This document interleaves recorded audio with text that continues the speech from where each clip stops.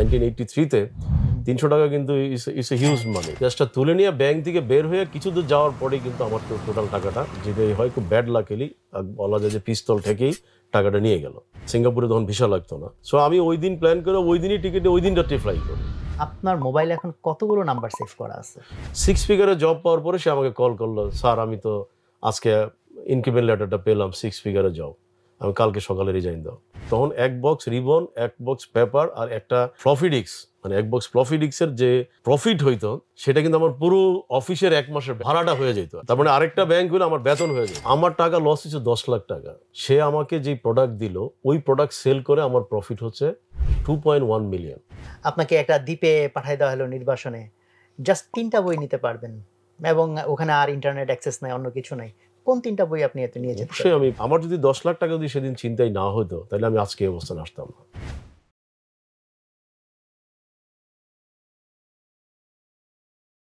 Daffodil গ্রুপের নাম শুনে না এরকম শিক্ষিত মানুষ হয়তো বাংলাদেশে খুঁজেই পাওয়া যাবে না। সেটার ফাউন্ডার এবং চেয়ারম্যান সবুর ভাই আছেন আজকে আমাদের সাথে। আসসালামু আলাইকুম। ওয়ালাইকুম সালাম। কেমন আছেন সবুর ভাই? আলহামদুলিল্লাহ। ড্যাফোডিল গ্রুপ যেহেতু খুবই সুপরিচিত, সো এই গ্রুপের পরিচিতি বলার তো তেমন কিছু নাই। সবুর ভাই সম্পর্কেও অলরেডি অনেকে জানেন, তার সম্পর্কে, তার লাইফ সম্পর্কে। বাট আজকে আমরা তার লাইফের যে দিকটা নিয়ে আলোচনার মধ্যে যাব সেটা তার উদ্যোক্তা জীবন। উদ্যোক্তা হিসেবে উনি যে এতগুলি প্রতিষ্ঠান করেছেন সেগুলো সম্পর্কে আমরা জানবো, কতগুলি প্রতিষ্ঠান, কত মানুষ কাজ করে, সেগুলোর গল্প। আর তার চেয়ে ইম্পর্টেন্ট তার পেছনের গল্প। দ্যাট ইজ, আমরা বাইরে থেকে সফলতাটা দেখি, বাইরে থেকে অ্যাচিভমেন্টটা দেখি, বাট ওই অ্যাচিভমেন্টটা করার জন্য ভেতরের যে মেকানিজম, ভেতরের যে স্ট্রাগল, সেখানে যেভাবে যা কিছু করতে হয় আমরা সেগুলো জানার চেষ্টা করব, যাতে আমাদের টার্গেটটা হচ্ছে আমাদের দেশে আরও যারা উদ্যোক্তা হতে চান যাতে এই সেশনটা থেকে তাদের এনাফ ফুড ফর থট এবং এনাফ ইনগ্রেডিয়েন্টস তারা এখান থেকে পান তাদের নিজেদের উদ্যোক্তা জীবনকে সফল করার জন্য, সার্থক করার জন্য। সেটা আমাদের প্রচেষ্টা। আর সেই সাথে আমরা একটা ঘোষণা শুরুতেই দিয়ে রাখছি, সেটা হলো যে এই টোটাল পডকাস্টটা যারা আপনারা শুনবেন তাদের জন্য এটা প্রযোজ্য যে আপনারা পুরো পডকাস্টটা শুনে আমাদের ইউটিউবের চ্যানেলের যে কমেন্ট সেকশন সেখানে এটার সামারি দিবেন, যে পুরোটা শুনে আপনি কি কি এখান থেকে নিতে পারলেন বা পুরো আলোচনার টোটাল সামারি কি এবং টোটাল টেকওয়ে কি। সো এখান থেকে যাদেরটা খুব সুন্দর হবে অন্তত 3 জনকে আমরা পুরস্কৃত করব। তো এই জন্য আমরা শুরু থেকেই বলবো আপনারা মনোযোগ দিয়ে যদি কথাগুলো শোনেন ডেফিনেটলি আপনাদের জন্য এটা বেনিফিশিয়াল হবে। তো আমি চলে আসি, প্রশ্নে চলে আসি। সৌর ভাই, আপনার উদ্যোক্তা জীবন তো লম্বা সময় বোধহয় পাড়ি দিয়ে ফেললো, তাও কত বছর? 34 বছর। ওকে, আমরা প্রথমে এটা বলতে চাই যে আমাদের এখন তো উদ্যোক্তাদের মধ্যে একটা ট্রেন্ড আছে, গ্লোবাল একটা ট্রেন্ড, যে খুব ইয়াং বয়সে মানুষ এন্টারপ্রেনারশিপে যাচ্ছে। তো সেই ক্ষেত্রে জাকারবার্গ টাইপের যদি আমরা চিন্তা করি, 20-এর ঘরে উদ্যোক্তা লাইফে যাচ্ছে, আর আপনি উদ্যোক্তা হিসেবে 34 বছর পার করে ফেলেছেন। সো প্রথম যে প্রশ্নটা আমি করতে চাই, যে এটা খুব কমন কোয়েশ্চেন, যে what is the right age, মানে কোন বয়সটাতে শুরু করাটাকে রাইট মনে করেন, বা কোন ক্ষেত্রে কোনটা বেশি ভালো প্রযোজ্য? কেউ মনে করে আর্লি স্টুডেন্ট থাকা অবস্থায়, কেউ মনে করে চাকরি বাকরি কিছুদিন করব, এক্সপিরিয়েন্স হবে, তারপর হয়তো যাব। আর এই প্রশ্নটার সাথে আপনার স্টোরিটা, আপনি কখন শুরু করেছিলেন এবং ওইটাকে আপনি রাইট মনে করেন নাকি এখন কোনো ভিন্ন দৃষ্টিভঙ্গি তৈরি হয়েছে, এই অংশটা? প্রথম ধন্যবাদ, আমার খুব চমৎকার একটা প্রশ্ন। কারণ হচ্ছে যে কোন সময়টা বা কোন বয়সে উদ্যোক্তা হিসেবে যাত্রা শুরু করা উচিত, এটা কিন্তু কোনো স্পেসিফিক কোনো বয়স নেই। এটা কেউ 10 বছরও করতে পারে, কেউ 12 বছরও করতে পারে, কেউ 50 বছরও করতে পারে, কেউ 80 বছরও করতে পারে। ব্যাপারটা হচ্ছে রাইট, যেটাকে আমরা বলি যে রাইট ট্যাগিং, মানে আমার কোন সময়ে কোন স্টেপটা আমাকে নিতে হবে। আমি রাইট সময় যদি রাইট স্টেপটা নিতে পারি তাহলেই কিন্তু সাকসেস হওয়ার সম্ভাবনা থাকে। কারণ আপনি সব সময় কিন্তু, যেমন আমি যদি বলি আমি 1990-তে যখন আমি যাত্রা শুরু করি, সেই একদম প্রারম্ভিক সময়ে জানুয়ারি বা ওই সময়ে যদি আমি কম্পিউটার ব্যবসা দিয়ে শুরু না করতাম তাহলে হয়তো আমি কিন্তু এত সহজে সফলতাটা হয়তো নাও পেতে পারতাম। আবার আরেকটা মজার ব্যাপার হচ্ছে, আজকে আপনার রকমারিতে এসে আমার কিন্তু মনে হলো, আমি অনেক সময় ভুলে যাই, আমি কিন্তু প্রথম শুরু করেছিলাম ড্যাফোডিল পাবলিকেশন। এটা কিন্তু আমার এতক্ষণও মনে ছিল না। আচ্ছা, কিন্তু আপনার সাথে কথা বলার পরে যখন আপনার এই পাবলিকেশন হাউসের ইন করলাম, তখন হঠাৎ করে আমার ক্লিক করলো যে আমিও কিন্তু প্রথম ধরে নিয়েছিলাম যে আমি একটা পাবলিকেশন দিয়ে শুরু করব, তারপর আস্তে আস্তে পুঁজি হবে, সেই পুঁজি থেকে আমি ব্যবসা শুরু করব। তার মানে কিন্তু আমি পাবলিকেশন দিয়ে যাত্রা শুরু 2 মাসের মাথায় বুঝে ফেললাম যে না, এটা আমার জন্য না। কারণ বিকজ ওই সময় আমার পাবলিকেশন এক্সপিরিয়েন্স ছিল না। দেন আমার কাছে মনে হলো আমি তো যাত্রা শুরু করে দিয়েছি। I declare myself I am entrepreneur. তখন অলরেডি আপনার পড়ালেখা শেষ? হ্যাঁ, পড়ালেখা শেষ, এবং আমি রেজাল্ট তখনও পাইনি। কারণ আমি আরেকটা বলবো যে it's very peculiar, in the lot of people may not accept it also, not believe it also, যে আমি পরীক্ষা দিয়ে তার ওই দিন রাত্রে আমি হল লিভ করি, যেদিন আমার ভাইবা পরীক্ষা হয়। এবং আমাকে নিয়ে আমার বন্ধু বান্ধবরা অনেকে কিন্তু হাসাহাসি করছে যে এটা কি, আরে বাবা হলে লাইফটা এনজয় করো, ফুর্তি করো, তারপরে যাও না হলে। তো until result you can stay in the hall, বা there is a lot of way. আপনি কিন্তু পরীক্ষা দিয়েই হল লিভ করার কোনো স্কোপ থাকে না, there is a plenty of opportunity relax. আমি কিন্তু পরীক্ষা দিয়ে বলছি no, I don't like to waste any single time. তো সেদিন এবং এমনও হয়েছে যে আমার বন্ধু বান্ধব সবাই কিন্তু খুব দুষ্টামি করতো আমার সাথে, যে আচ্ছা আমি তোমার লাগেজটা আগিয়ে দিচ্ছি, আমার 5টা টাকা দিও, তুমি তো ব্যবসায়ী হবা। আমি বলেও ফেলছি যে আমি straight I will try to become a entrepreneur, যদি ফেল করি দেন আমি চিন্তা করবো অন্য কোথায় যাবো।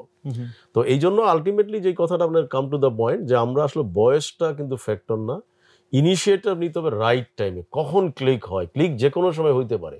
ক্লিক কিন্তু আপনার রাস্তায় এমনও হইতে পারে যে আপনি হয়তো দেখা যাচ্ছে মানে ক্লাস 11, যেটা আমি বললাম যে আপনি 11 মানে কলেজে পড়ছেন, কিন্তু আপনার ওই সময় হঠাৎ করে কোনো একটা উদ্যোগ কিন্তু আপনার মনে হচ্ছে যে না, দিস দ্য রাইট টাইম, আপনি একটা অফার করছেন। সে আপনি একটা রকমারির একজনকে আপনি হুট করে হয়তো আপনি কোনো একটা ডিস্ট্রিক্টে কথা বলার সময় একটা ইয়াং ছেলেকে আপনার পছন্দ হলো, সে হয়তো বললো যে ভাইয়া আমার তো এই ধরনের একটা সেট আপ আছে, আমি এখন কলেজে পড়াশোনা করছি, আমার উদ্যোক্তা হওয়ার স্বপ্ন, তো আমি কিন্তু এই টাইপের কীভাবে ব্যবসাটা শুরু করতে। আপনি তাকে বললেন যে তোমার স্পেস আছে, হ্যাঁ কোথায় আছে, এত কত স্কোয়ার ফিট, এত, তুমি কালকে শুরু করো, আমি তোমাকে সব কিছু দিয়ে দিচ্ছি, আমার equipment, furniture, shelf table, everything will get it, you study.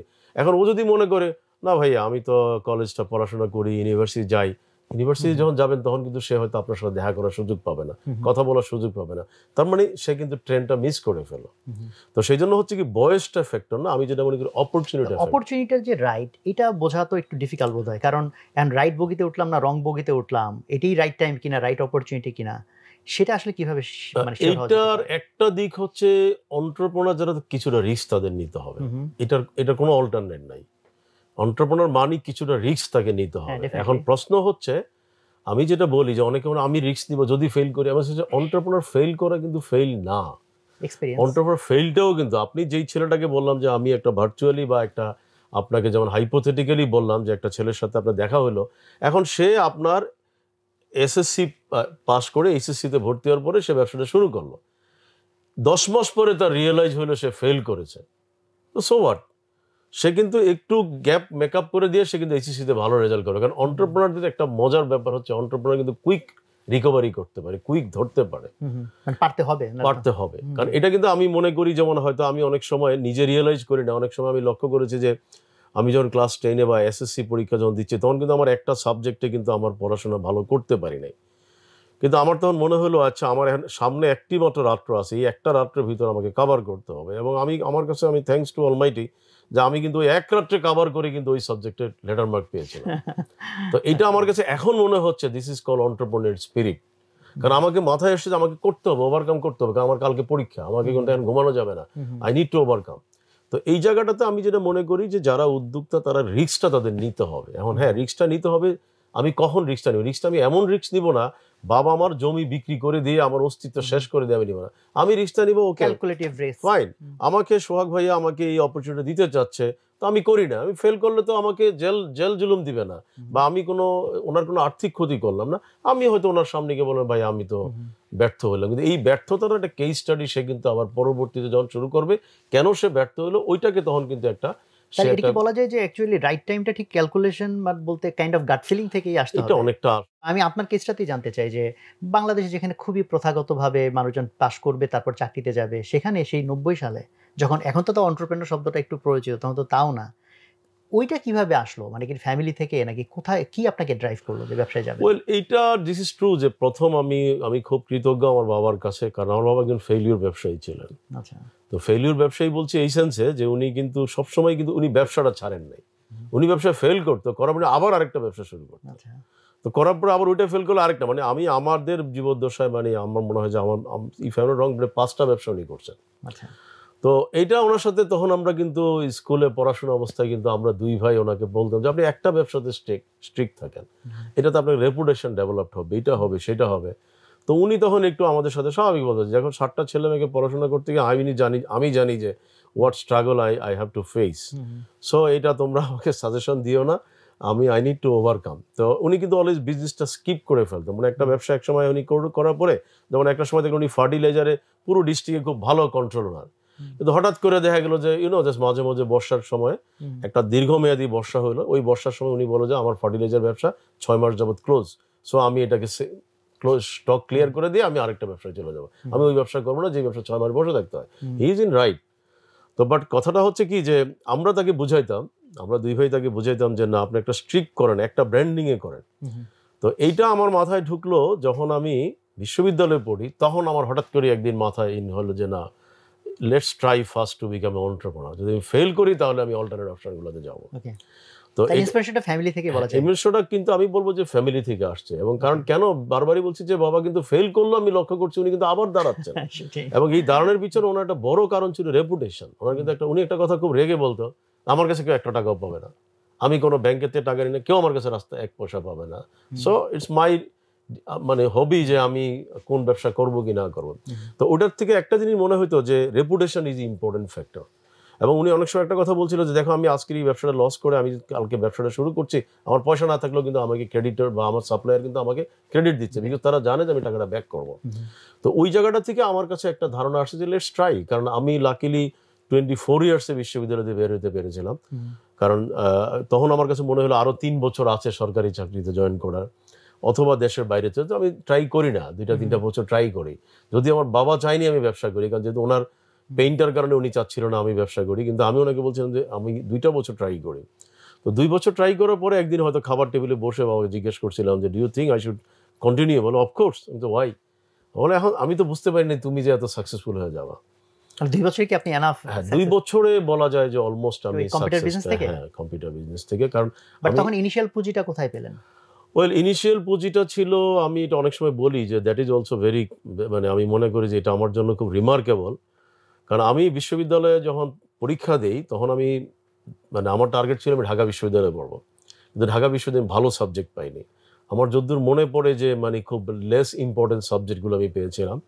তো পাওয়ার কারণে তখন কিন্তু সব ইউনিভার্সিটিতে ভর্তি পরীক্ষা, আমরা যেটা দেখছি পরিসংখ্যানে বোধহয় আপনি পড়াশোনা করছেন। হ্যাঁ, তখন আমি দ্রুত জাহাঙ্গীরনগরে গেলাম, যে জাহাঙ্গীরনগরে আর মাত্র 2টা পরীক্ষা দিতে পারতাম, তখন কিন্তু সব সাবজেক্টই পরীক্ষা দেওয়া যেত। তখন আমি ইকোনমিক্স আর স্ট্যাটিস্টিক্সে গিয়ে অপরচুনিটি পেলাম। তো ইকোনমিক্সে আমার পজিশন ছিল 23, আর স্ট্যাটিস্টিক্সে আমার পজিশন ছিল 8 or 7, আমার একজাক্ট মনে নেই। তো আমার শখ ছিল ইকোনমিক্সে পড়বো, আমি স্ট্যাটিস্টিক্সে পড়তে চাইনি। কিন্তু আমার আবার যে টিচার ছিল উনি আমার মানে একজন মানে কি বলে আমার এক রিলেটিভের মানে ফ্রেন্ড আর কি, আমার এক কাজিনের ফ্রেন্ড। তো সে আমাকে বললো তুমি কি বোকা নাকি, তুমি ইকোনমিক্সে কেন পড়বা? আমি বলছি আমার শখ তো ইকোনমিক্সে পড়া, যেহেতু আমি বিজনেস করার একটা প্রচ্ছন্ন ইচ্ছা আছে। বলো না, ইউ শুড স্টাডি স্ট্যাটিস্টিক্স, স্ট্যাটিস্টিক্সে কিন্তু সাবসিডিয়ারি আছে ইকোনমিক্স, এবং স্ট্যাটিস্টিক্স আছে সাবসিডিয়ারি ইকোনমিক্স, তুমি ওখানে গিয়ে ইকোনমিক্সটা ভালো করে পড়ো। তো আমি কেন আমি স্ট্যাটিস্টিক্সই পড়তে হবে? তবে তুমি এখানে 300 টাকাটা স্কলারশিপ পাবা। আমি বলছি মাই গড, কি হবে? বলে টপ 10কে বিশ্ববিদ্যালয়ে একটা স্কলারশিপ। আমি আচ্ছা, তাহলে তো মিস করা উচিত না। তো এটা আমার ভিতরে মনে, কারণ মানে 1983-তে 300 টাকা কিন্তু ইটস এ হিউজ মানি। তো আমি তখন মনে করলাম যে আচ্ছা ঠিক আছে, তাহলে ভালো, আমি একটা স্কলারশিপ পাচ্ছি, it's one source of recognition also. তো স্বাভাবিকভাবে ওইটাই ছিল মূল কারণ, মানে আমার স্কলারশিপটা, আরেকটা হলো এই যেটা বললাম টোটাল টাকাটা জমা ছিল। এবং ওই টাকাটা আমি আবার কেন জানি তখন কিন্তু অত লং টার্ম প্ল্যান করি না, ভেরি ফ্র্যাঙ্কলি স্পিকিং। ওই যে বলো না, অনেক সময় অনেক প্ল্যান করে অনেক কাজ হয় না। আমি ভাবলাম আচ্ছা, ফ্যামিলি থেকে যেই টাকাটা দেয় ডান বাম করে আমাদের চলে যায়, থাক না, টাকাটা জমা থাকুক। তো এই টাকাটা আবার আমি ওই যে অনার্সে থেকে পাস করে মাস্টার্সে যখন গেলাম, তখন আবার রেজাল্ট ভালো হওয়ার কারণে ওইটা কন্টিনিউ করছে, থাকে না যে এত পেতে হবে, ওই কোয়ালিটিতে ওই টাকাটা কন্টিনিউ করলাম। তো কন্টিনিউ করার পর আমি টাকাটা কখনো তুলি নাই, যখন ব্যবসা করবো প্ল্যান করলো, তখন হঠাৎ করে আচ্ছা ব্যবসা তো করবো, তখন পুঁজি কোথায়? কারণ বাবা তো আমার সাথে এগ্রি না, আর এমনিতেও ফিনান্সিয়ালি উনি যাকে আহামরি স্ট্রং ওই সময়, আর যেহেতু উনি এগ্রি না, সুতরাং ওনার কাছে আমি কোনো পয়সাও পাবো না। তখন আমার কাছে মনে হলো যে আচ্ছা, ওই টাকাটা তো সব জমা আছে। আমার এক্সাক্ট মনে নাই, বাট 20,000 প্লাস মাইনাস, এটা হইতে পারে সামথিং 21-22 হাজার টাকা, এক্সাক্ট মনে নাই। ওই টাকাটা ছিল আমার পুঁজি। তো স্বাভাবিকভাবে এই পুঁজির টাকা দিয়ে আমার পক্ষে কিন্তু সম্ভব না। দেন আমার একটা ফ্রেন্ড, আরেকজন ফ্রেন্ডকে খুঁজে পেলাম, যেও ব্যবসা করতে চায়। তো ওরে বললাম যে আসো, ওর নাম শাহরিয়ার আর কি। তো সে আমার ইউনিভার্সিটির ফ্রেন্ড। তো ওরে বললাম যে ও বলো আমার শখ ব্যবসা করা। Very good. তো সে আমাকে বললো যে এনিওয়ে তার ইচ্ছা ছিল অনেক বড় ইনভেস্ট করার জন্য। তো আমরা 2 ফ্রেন্ড মিলে যখন যাত্রা শুরু করলাম, শুরু করার পর আমরা যখন পাবলিকেশনসে ফেল করলাম 2 মাসের পরে, এটা আমার দ্বারা হবে না। তখন শাহরিয়ার ছিল কেমিস্ট্রি। তো বললো আমি তো আর অন্য কোনো ব্যবসা বুঝি না, আমি তো আমার কেমিস্ট্রি লাইনে যেতে। আমি নো, আমি লাকিলি স্ট্যাটিস্টিক্সে পড়াতে আবার কম্পিউটার সায়েন্স তখন পেয়েছিলাম, এবং ওইটাও আবার লাকিলি কম্পিউটার সায়েন্সে আমি কিন্তু হাইস্ট মার্ক পেয়েছিলাম, if I am not wrong আমি 199 মার্ক পেয়েছিলাম। মাশাআল্লাহ। তো ওইটা আমার কাছে মনে হলো যে why not I should start the computer business, কারণ এটা তো আমি কনফিডেন্ট, এটা তো আমি অলরেডি নিজেও শিখতে পারবো, অন্যকে শিখাইতেও পারবো। তো আমি কিন্তু ফার্স্ট কম্পিউটার ট্রেনিং সেন্টারটা দিয়ে যাত্রা শুরু করি। বাট 90 তো তখনও তো মানে উইন্ডোজ আমরা কি 95 এর দিকে উইন্ডোজ ছিল না তখন, তখন ছিল ডস ডস ছিল ডিস্ক অপারেটিং সিস্টেম, হ্যাঁ, এবং হ্যাঁ। একটা ফ্লপি ডিস্ক ইন করে কম্পিউটার শুরু করতে হতো, আর একটা ফ্লপি ডিস্ক দিয়ে সেটাকে আবার রিড করতে হতো যে আমি ওয়ার্ডসটা চালাবো নাকি বাট ওটা লোটাস। তো টু আর্লি, মানে তখন তো মার্কেটে রেডি না। তখন তো মার্কেটে একদম মানে টোটালি কম্পিউটার বলা মানে। বাট তাহলে মানে তখন ট্রেনিংটা কে করবে, মানে কেন মনে হলো ওয়েল এটা তখন হতে পারে? ট্রেনিংটা that was the right time, কারণ আমি যেটা মনে করি, কারণ তখন কিন্তু অনেকেই কিন্তু আসছে ট্রেনিং করার জন্য, কারণ যেহেতু এটা একটা প্রিলিমিনারি স্টেজের সময়, ওই সময় অনেকেই ট্রেনিং, এবং ট্রেনিং থেকে কিন্তু আমার পুঁজিটা আসে, আসলে মূল পুঁজিটা আমি কিন্তু তখন তো ইনভেস্টমেন্ট অত বেশি আমার লাগে অত না। ইনভেস্টমেন্ট প্রয়োজন হয়নি। এই টাকাটা ছিল আমার ফ্রেন্ড দুইজনের মিলে, আমাদের দুইটা কম্পিউটার, আর তখনকার কম্পিউটার তো হার্ড ড্রাইভ ছিল না, কিছুই ছিল না, তখন ছিল শুধু র্যাম, আর ছিল একটা মাদারবোর্ড, আর ছিল দুইটা ফ্লপি ড্রাইভ, কারণ ফ্লপি ড্রাইভটা দিয়ে আপনাকে রিবুট করে এটাকে শুরু করতে হবে। দুইটা আমার যদ্দূর মনে পড়ে তৎকালীন সম্ভবত 26 বা 28 হাজার টাকা করে হবে, দুইটা যা যেটাকে বলে বেয়ার বোন দুইটা পিসি, ওটা কিনে নিয়ে এসে আমরা এটা ট্রেনিংটা শুরু করলাম দুইটা পিসি দিয়ে, এবং ওখান থেকে এবং যেখান থেকে নিয়ে আসলাম, পরবর্তীতে কিন্তু একটু ব্যবসা ভালো হওয়ার পরে ওনার কাছ থেকে কিছু ক্রেডিট ফ্যাসিলিটি পেয়েছিলাম। আর একইভাবে ব্যবসা কিছুটা যখন ট্রেনিং আমরা আগানোর পরে কিন্তু একটা পর্যায়ে দেখলাম যে না, খুব ভালো হচ্ছে না, কারণ যেই পরিমাণ খরচ, বাসা ভাড়া সব কিছু দিয়ে, স্টাফ খরচ দিয়ে, আর আমার ফ্রেন্ডটা আলটিমেটলি বেচারা কম্পিউটার জানতো না, তো যে জন্য সে কন্ট্রিবিউট করতে পারতো না। এখন আমি একা হচ্ছে কি ট্রেনিং করাই, শিখাই, আমাকেই সব কিছু দেখতে হয়। তো একটা পর্যায়ে ইনভেস্টমেন্ট আরো বাড়ানোর জন্য আমরা বিপদে পড়ে গেলাম। এখন আমি যখন ক্রেডিট ফ্যাসিলিটি চাইলাম আরেকটা কোম্পানির কাছে, সে বললো যে আমি তোমাকে ক্রেডিট দিতে পারি কিন্তু কোম্পানিকে না। আমি আচ্ছা ঠিক আছে, আমাকেই দাও। তো এনিওয়ে আমি গ্যারান্টি নিয়ে করার পরে এক পর্যায়ে মনে হলো যে আমরা খুব ভালো করতে পারবো না এইভাবে ট্রেনিং করে, আমাকে আলটিমেটলি যেতে হবে অ্যাসেম্বলিংয়ে, কারণ এই দ্যাট ইজ ওই যেটা বললাম যে রাইট টাইমে রাইট ক্লিক, আমাকে যেতে হবে অ্যাসেম্বলিংয়ে। তো অ্যাসেম্বলি যেতে হলে আমাকে কম্পিউটার ইম্পোর্ট করতে আই নিড ফান্ড। তখন আমার ফ্রেন্ড বললো যে না, আমি আর ইনভেস্ট করতে পারবো না। তো দেন আমরা একটা আন্ডারস্ট্যান্ডিংয়ে আসলাম যে ঠিক আছে, তোমার যে ইনভেস্টমেন্টটা হয়েছে আমি পুরো ইনভেস্টমেন্টটা তোমাকে ফেরত দিচ্ছি, এবং যেটা মার্কেট ভ্যালু আছে সেটাও তোমাকে আমি ফেরত দিয়ে দিচ্ছি। তখন ও প্ল্যান ছিল দেশের বাইরে চলে যাবে। তো আমার যতদূর মনে পড়ে তার ইনভেস্টমেন্ট ছিল সম্ভবত 24 বা 25 হাজার টাকা। তাকে আমি যখন ফেজ দিই তখন মনে হয় 76,000 টাকা তাকে আমি পে করতে পারছিলাম। তো I think he was very happy in that time, কারণ সেও তো জানতো না একসময় যে এই ড্যাফোডিল আজকের অবস্থানে আসবে। হয়তো সে এখনো বলে তুমি আমাকে ছেড়ে দিলা কেন। তো যাই হোক, তো এটা আমি যখন একা দায়িত্বটা নিলাম, তখন আমি একটা গেম চেঞ্জিং, আমি মনে করি কিছু গেম চেঞ্জিং ইনিশিয়েটিভ আমি নেই। তার একটা হচ্ছে যে স্বাভাবিকভাবে আমি আমার নেটওয়ার্ক থেকে, মনে করেন যে হয়তো আপনি ব্যবসা শুরু করছেন, আমি আপনাকে বললাম আপনি একটা কম্পিউটার কিনবেন, আমি তো ইম্পোর্ট করছি, আপনি আমাকে পুরো টাকাটা অ্যাডভান্স দিয়ে দেন। তো হয়তো দেখা গেল 80%, কেউ 70%, কেউ হয়তো 50%। আপনার পরিচিত মানুষ? হ্যাঁ, আমার পরিচিত সার্কেল থেকে। আমি আমার পরিচিত সার্কেলটার কাছে কিন্তু প্রথম গিয়েছি, এটা কারণ আমি মনে করি এই সার্কেলটা কি স্টুডেন্ট লাইফ থেকে আপনি তৈরি এটা আমি কিন্তু এটা কিন্তু নিজের অজান্তেই স্টুডেন্ট লাইফে হচ্ছে, যেই কারণে আমি সব ইয়াং পিপলকে বা স্টুডেন্টদেরকে আমি বলি যে পড়াশোনা করা অবস্থায় তোমার ফ্রেন্ড সার্কেল যদি ভালো থাকে, তুমি যদি সেখানে কনফিডেন্স ডেভেলপ করতে পারো, এটা ব্যবসায়িক লাইফে আসে কিন্তু আনবিলিভেবল উপকার পাওয়া যায়, এবং যেটা আমি পেয়েছি। কারণ আমি কিন্তু বলবো যে কিছু কিছু বন্ধুদের কাছ থেকে আমি এইভাবে নিছি, যেমন আমার একটা ফ্রেন্ড আছে এখন সে ডিউক ইউনিভার্সিটিতে। তো আমি তাকে সেদিনে বললাম তোমার কি মনে আছে তোমার কাছে আমি 2,000 টাকা নিয়েছিলাম? হ্যাঁ মনে আছে, পুরো টাকাটা ফেরত দিয়েছিলাম, মনে আছে? হ্যাঁ তুমি টাকা ফেরত দিছো। তো এটা হয় কি যে যখন আমি হয়তো আমার ওই ফ্রেন্ডকে বলছি তুমি কত দিতে পারবো, আমি 2,000 টাকা বেশি দিতে পারবো, 2,000 টাকাই দাও। এভাবে কিন্তু আমি অনেক ফ্রেন্ডদের কাছে টাকা ধার নিয়েছি, আবার অনেকের কাছে অ্যাডভান্স বিক্রি করেছি। এইভাবে কিন্তু বিভিন্নভাবে কিন্তু আমি যেটাকে এখন বলে ক্রাউড ফান্ড, তখন তো ক্রাউড ফান্ড ছিল না, বাট আমি এখন বুঝতেছি যে তখন কিন্তু আমি নিজের অজান্তেই ক্রাউড ফান্ড মেনটেন করছি। আবার আরেকটা কাজ করেছি কি, তখন যেমন যেহেতু আমি ইউনিভার্সিটিতে পড়াশোনা অবস্থায় সিনিয়র জুনিয়র সবার সাথে ভালো সম্পর্ক মেনটেন করছি, তখন আমার সিনিয়ররা কোন কোন ভালো ভালো ব্যাংকে তারা আছে, কারণ ব্যাংকগুলোই তখন প্রথম কম্পিউটারাইজ করে, কারণ 90-তে কিন্তু প্রথম কম্পিউটারগুলো ব্যাংকগুলো করে। তো ব্যাংকগুলোতে কিন্তু একটা ফ্লপি ডিস্ক, এক বক্স পেপার, আর এক বক্স ফ্লপি ডিস্ক, আর একটা রিবন, এটা কমন, মাসে তাদের 2-3টা লাগবেই, ডিপেন্ড অন দ্য ব্যাংকের সাইজ। তো সেই ক্ষেত্রে আমি কিন্তু তখন এই বড় ভাইদের ধন্যবাদ দিই। এবং আমার মনে আছে রফিক ভাই, যার বড় ভাই আজকে হয়তো আমাদের কি বলো ওয়াসার এমডি তাসকিন সাহেব, ওনার ছোট ভাই, ও কিন্তু আমার বড় ভাই ছিল ইউনিভার্সিটি, সে তখন আইএফআইসি ব্যাংকের আইটিতে আছে। তার কাছে গিয়ে বলো রফিক ভাই আমাকে হেল্প, এই তুমি কম্পিউটার ব্যবসা করো? হ্যাঁ। আচ্ছা তোমার কি করতে হবে? আমাকে এইভাবে আপনার এই ব্রাঞ্চের যত কম্পিউটার যা লাগবে আমার কাছে নিতে হবে। তো উনি কিন্তু এক বাইককে বলো যে আরে অবশ্যই দিয়ে দিব। তো এইভাবে কিন্তু আমি ইউনিভার্সিটিতে যে গুডউইলটা তৈরি করেছিলাম সেটার কিন্তু আমি ফসল আমি নিতে পারছি। এবং তখন কিন্তু বলবো ইটস এ ভেরি ফানি যে তখন এক বক্স রিবন, এক বক্স পেপার আর একটা ফ্লফি ডিস্ক, মানে এক বক্স ফ্লফি ডিস্কের যে প্রফিট হইতো সেটা কিন্তু আমার পুরো অফিসের 1 মাসের বেতন, মানে ভাড়াটা হয়ে যেত। তাই না? তার মানে আরেকটা ব্যাংক হলে আমার বেতন হয়ে যেত। তার মানে টু মাচ, কারণ এক বক্স পেপারে তখনকার প্রাইস ছিল, আমি যদি রং না হই 4,000 থেকে 5,000 টাকা যাবে, তো প্রফিট মার্জিনই থাকতে 1 থেকে 1,500 টাকা, মানে প্রফিট মার্জিনটা তখন খুব বেশি ছিল। আমি যে অফিসটা ভাড়া নিয়েছিলাম সেটার কিন্তু ভাড়া ছিল মাত্র 2,800, যদি সেম অফিসের 2.5 লক্ষ টাকা ভাড়া। তো এখন প্রশ্ন হলো যে ওই অফিসটা যখন আমি ভাড়া নিই, এটা ছিল একটা হাউজিং, উনি ভাড়া পেত 2,000 টাকা, আমাকে দিল 2,800 টাকা, হি ইজ ভেরি হ্যাপি, তাই না? তো এখন ওইভাবেই কিন্তু যেটা হচ্ছে যে আলটিমেটলি ওই যেটা বললাম যে ক্লিক করাটা কিন্তু বিভিন্ন স্টেপগুলোকে নিয়েই হয়। কারণ আপনি যখন ব্যবসাটা শুরু না করতেন তাহলে আমার এই ক্লিকটা হইতো না, আবার ক্লিকটা যদি আমার ঠিক মতো না হতো তাহলে ফান্ডটা আমি ম্যানেজ করতে। তাহলে আমি কিন্তু যেটা বুঝতে পারতেছি সাবকনশিয়াসলি আপনার প্রিপারেশন আসলে ওয়াজ গোয়িং অন, বিকজ এই যে মানুষজন হয়তো সচেতন ভাবে করেন না, অত সচেতন ছিল, বাট অবচেতন ভাবে হয়ে গেছে যে মানুষের সাথে কানেকশন। আমি আপনাকে একটু জিজ্ঞেস করতে চাই, মানুষের কাছে প্রশ্নটা অবান্তর লাগতে পারে, আই উইল কানেক্ট। আপনার মোবাইলে এখন কতগুলো নাম্বার সেভ করা আছে? ওয়েল, এটাও কিন্তু একটা গুরুত্বপূর্ণ, কারণ শুধু নাম্বার সেভ করা না, আমি আমার লাইফে সোফার যত লোকের সাথে যখনই মিট করছি অলমোস্ট আমি বলবো যে 1990 পরে মিস হয়নি। হ্যাঁ, 1990 আগে তো আপনি জানেন যে ডায়েরিতে ছিল, সেটা ছিল না, কিন্তু 1990 পরে কিন্তু আমি যত কন্টাক্ট, মানে সোফার হয়তো আমার মোবাইল চেঞ্জ করতে গেলে মাঝে মধ্যে আপনি দ্যাট 0.5%, 0.2% এরর হয় কিছু ডেটা, এর বাইরে আমার মোবাইলে সব ডেটা আছে। সো এর নাম্বার 1 লক্ষের নিচে না।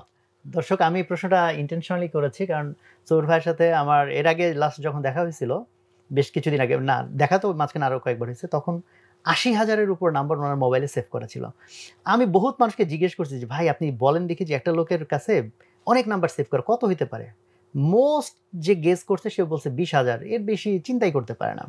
তো ওই অংশটার পরে আমরা যাই যে নেটওয়ার্কিং অ্যান্ড ফান্ডিং। এই জায়গাটা আমি আরেকটু বলতে চাই যে মোস্ট অফ দ্য এন্টারপ্রেনিউর যারা, এখন তো তাও ভিসি ফান্ড আছে, তাই না? আগে তো একটা ওরকম সুযোগও ছিল না।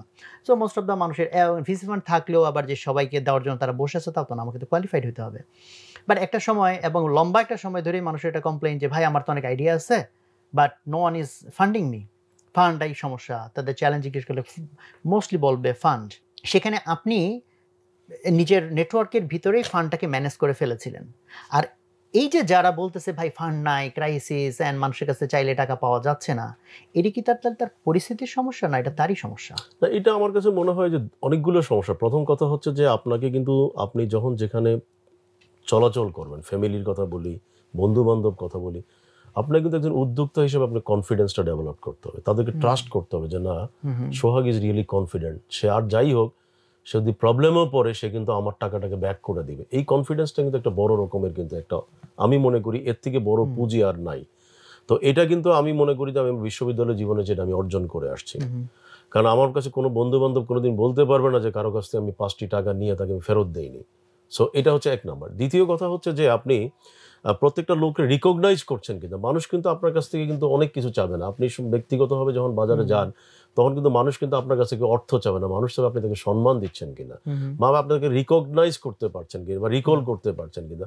এটাও কিন্তু আমি মনে করি অবচেতন মনে হইলো, এগুলো কিন্তু কিছুটা ফ্যামিলি থেকেও কিন্তু কিছুটা আমি বলবো। যেমন আমি যেমন হয়তো বলি ব্যবসাটা আমি বাবার কাছ থেকে শিখছি, আচরণটা কিন্তু আবার আমি মায়ের কাছ থেকে শিখছি। যে আচরণটা কীভাবে মায়ের কাছ থেকে শিখছি সেটা কিন্তু ছোটকাল থেকে মা একটা কথা সবসময় আমাকে বলতো, আমাদেরকে ভাই বোনদেরকে বলতো যে পেশেন্স, যে তোমরা একটু ধৈর্য ধরো। তুমি হয়তো ভাবছো আজকে তুমি এটা হারাচ্ছ, কালকে তোমার জন্য কিন্তু সৃষ্টিকর্তা বা আল্লাহ পাক এমন কিছু রাখছে তুমি তো জানো না, তোমরা এত অধৈর্য হচ্ছ কেন।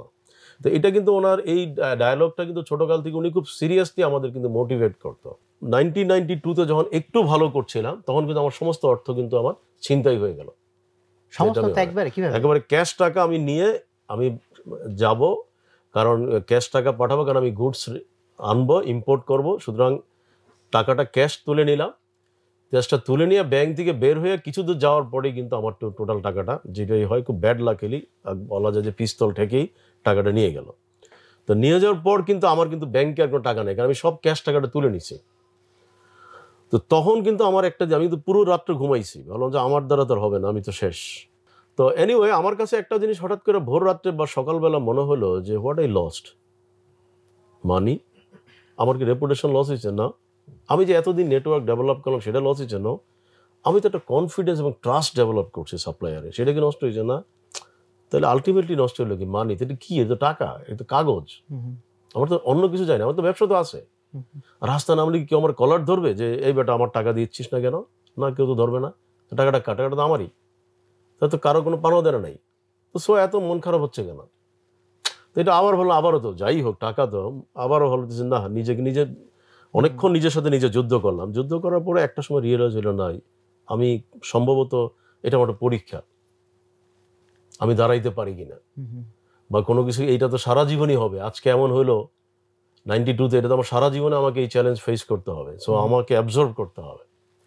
এটা ভাবার পরে হঠাৎ করে মাথায় আসলো, আচ্ছা আমি তো সিঙ্গাপুর থেকে ইম্পোর্ট করি, তো একটা কাজ করি না যে তখন তো কি বলে সেই ডায়াল ফোনটা দিলাম অফিসে গিয়ে, ফোনটা দিয়ে বললাম ট্রাভেল এজেন্সি আমাকে একটা টিকিট দিবা, তো বলো আপনি তো সবসময় ক্যাশ টাকা দিয়ে নেন, আমরা তো আসলে আপনি তো বাকি নেন, ভাই আমি পয়সা দিতে পারবো না, আর সিঙ্গাপুরে তখন ভিসা লাগতো না। সো আমি ওই দিন প্ল্যান করে ওই দিনই টিকিটে ওই দিন রাত্রে ফ্লাই করে ভাবলাম যে লেটস সি, আমি তো যাদের কাছে সাপ্লায়ার থেকে আনি দেখি না ওদের কাছে তো সিম্পিতি পেতেও পারি। গিয়েই ওদের একজনকে, তাইওয়ানিজ আর কি, তাকে বললাম যে ওর নাম ছিল উইলি, আমি তো আমার এই কাহিনী, তো বললো তুমি রাত্রে আসো ইয়েতে ওই মেরিনা বেতে, ওখানে আমরা ডিনার করব। তো ডিনার করতে গিয়ে ওরা যেটা হয়, ওরা তো একটু ড্রিঙ্কস করে, আমি স্বাভাবিকভাবেই আল্লাহর কাছে শুকরিয়া যে আগে থেকে কেয়ারফুল, ওরাও জানে আমি ড্রিঙ্ক করি না। তো ও ড্রিঙ্ক করতেছে, আমি ওর বললাম যে তুমি আমার কাহিনীটা শুনো, বলো আমি বললাম যে এই ব্যাপার, আমি সব টাকা লস করে ফেলছি, আমাকে তুমি একটু ক্রেডিট দিতে হবে। ও বলে কোনো অসুবিধা নেই, তুমি পাবা, কত চাও?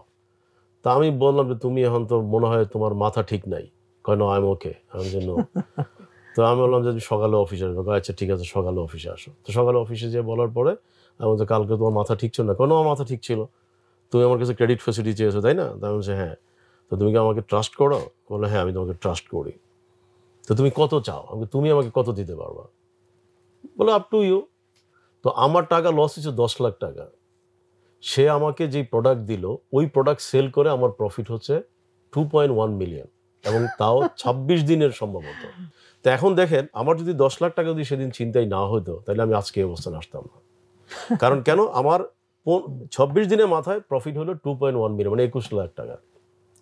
এই 21 লাখ টাকা দিয়ে আমি প্রথম ভাবলাম জীবনে মানুষের কিছু শখ থাকে না, আমারও তখন একটা শখ ছিল, তখন ঢাকায় টাউনে স্কাইরুপ গাড়িগুলো সবাই চলতো, সবাই মানে যাদের অ্যাফোর্ড করার ক্যাপাবিলিটি। তো আমার খুব শখ ছিল কোনোদিন যদি পয়সা হয় তাহলে এই গাড়িটা কিনবো। তো এখন টাকা হওয়ার পরে প্রথম জানলাম এই গাড়িটার প্রাইস কত, বটে 12-13 লাখ টাকা, এটা পোর্ট থেকে ওদিকে কিনা, ঢাকা থেকে কিনলে একটু বেশি হবে। চলে গেলাম পোর্টে, গিয়া পোর্ট থেকে একজনকে ক্যাশ টাকা দিয়ে 11 লাখ বা 12 লাখ টাকা দিয়ে গাড়িটা কিনে নিলাম। তখন কিনে আমি ভাবলাম যে আমার এখন একটা প্ল্যান হলো একটা শোরুম নিব, তখন শোরুমে কলাবাগান অ্যাডভান্স করলাম। তখন কিন্তু আমার ব্যাংকে ক্যাশ ডিপোজিট হচ্ছে 45 or 50 লাখ টাকা, মানে যেটা সলিড পড়ে আছে, যে টাকাটা আমি সুপারস্টোরে কাজে লাগালাম। এখন আমার বন্ধুরা কিন্তু অনেকেই আমাকে বুদ্ধি দিল যে তুমি এইটা 5 লাখ টাকা করে পান্থপথে জায়গা কিনতে পারবা, 8 কাঠার একটা জায়গা 5.40 কিনে ফেলো। শেলটেকের যে বিল্ডিংটা, এই জায়গাটা তখন 8 কাঠা বা 10 কাঠা, আমার একজাক্ট মনে নাই, বলো যে এই জায়গাটা কিনে, ওটা তখন খালি। আমার মাথায় আসলো যে আমি তো একজন ব্যবসায়ী, আমি যদি জায়গাটা কিনে ফেলি তাহলে আমার টাকাটা ইনভেস্ট হয়ে গেল, এবং এই টাকার পিছনে আবার লোন নাও, বাড়ি বানাও, আমার লাইফটা শেষ হয়ে যাবে। না রে ভাই, আমি ব্যবসায়ী করি।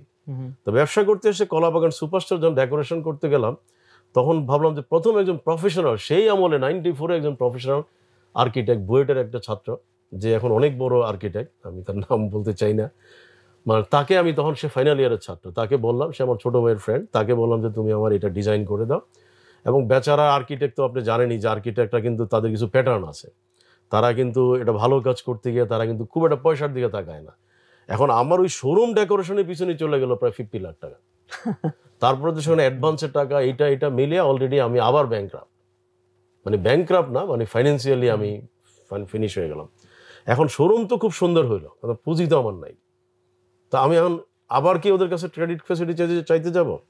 তখন আবার ভাবলাম, আচ্ছা আমি এত সুন্দর একটা শোরুম করলাম, সো আমার তো market reputation high, so let's try. এবার লোকালি সবাইরে ফোন করলাম, যারা যারা আছে, আমি সব কোম্পানি, ইভেন ফ্লোরা, আমার মনে হচ্ছে আফতাব ভাইয়ের কোম্পানি, তারপরে জ্যান অ্যাসোসিয়েট, এটা তো এখনো আছে, মানে এরাই এই 3-4 জনই ঢাকায় মোটামুটি তখন, ফ্লোরা, আরো কয়েকটা ফার্ম ছিল, ওরা নাই এখন, ইনফোটেক ছিল সাদুল্লাহ ভাই, ওনারা নাই, এগুলো বিগ কোম্পানিগুলোকে আমি বললাম ভাই আমার শোরুমে একদিন এক কাপ চা খেতে আসেন। সবাই এসে বলে, আরে ওয়া তুমি তো ফ্যান্টাস্টিক কাজ করো, এত সাহস তুমি কিভাবে করলা? আমাদের সাহস তো করে ফেলছি, আমাদের প্রোডাক্ট নাই, কারণ প্রোডাক্ট আমরা দিব, উই ট্রাস্ট ইউ। এবং বিলিভ ইট, পরের দিন একদিনে আমার পুরো শোরুমে ডিসপ্লে হয়ে গেল সবার, কারণ তখন তো ডিসপ্লে ছিল না, সবাই তো ইম্পোর্ট করে এনে গোডাউনে রাখতো, গোডাউন থেকে তখন সবাই কিন্তু আমাকে প্রোডাক্টটা দিয়ে দিল। দেন আমি অফিসিয়ালি ওপেন করলাম, এবং আমার এক এক দিনের যে সেল ছিল সেই সেলে কোনো কোনো দিনে আমার একদিনই নেট প্রফিট হইতো আমার 10 লাখ টাকা। মানে আমি রাত্রবেলা যখন হিসাব করতাম, আই এনজয় যে কত সেল হয়েছে স্যার আজকে এত, কত ক্যালকুলেটর চাপ দিয়ে দেখতাম যে আমার নেট প্রফিট প্রতিদিন না, অফকোর্স মানে হিউজ প্রফিট করতাম আমি। এবং দেখেন এখানে কিন্তু বিনা পুঁজিতে, কারণ বিনা পুঁজিতেই কিন্তু করতাম, তার কারণ হচ্ছে আমি তো প্রোডাক্টটা তাদের কাছে রিপ্লেস করতাম। এবং আরেকটা উদাহরণ দেই, এই কোম্পানিটা মনে হয় এখনো আছে, আমি মানে অনেক সময় বলি যে এলিফ্যান্ট রোডে একটা কোম্পানি, আমার মনে হয় এখনো সে ব্যবসা করে, বাট ডেফিনেটলি হয়তো বেচারা খুব ভালো করতে পারে নাই। তো সে একটা শোরুম ওপেন করবে, তখন আমাকে বললো যে ভাই ইতিমধ্যে আমি কিন্তু বাংলাদেশ কম্পিউটার সমিতির জয়েন্ট সেক্রেটারি হয়ে গেলাম, স্বাভাবিকভাবে আমার একটা ব্র্যান্ড ভ্যালু তৈরি হচ্ছে। তো সে বলে আমার শোরুমটা আপনি একটা ফিতা কাটবেন, আমি একটা শোরুম ওপেন করতেছি। ঠিক আছে, তার শোরুমটা ওপেন করতে গেলাম, যাওয়ার পরে দেখলাম যে সে ফ্ল্যাট বেড, তখন বাংলাদেশের প্রথম ফ্ল্যাট বেড স্ক্যানার সে নিয়ে আসছে, 2টা স্ক্যানার। তো আমি বললাম যে তুমি ফ্ল্যাট বেড স্ক্যানে এত সাহস করে নিয়ে, বলে ভাই একটু নতুন নামছে তো ভাবলাম যে নিয়ে যায়, এনে তো বিপদে পড়ছে। আমি কি বিপদে পড়ছে? বলে কেউ তো নিচ্ছে না, আমি তো আনলাম আরো 15-16 দিন আগে, অনেক জায়গায় অফার করছি, কিন্তু এটা তো কেউ নিচ্ছে না, একটু কস্টলি। তো আমি বললাম যে তখন তো আমার গাড়ি আছে, তুমি আমার গাড়িতে উঠিয়ে দাও, এই ইনভয়েসটা কালকে পাঠিয়ে দিও। তো আমি একটা রাফ একটা আইডিয়া নিলাম কত, তো সে আমাকে তখন বললো যে অ্যারাউন্ড 35-40 বা 40-40 হবে। আমি বলছি ঠিক আছে।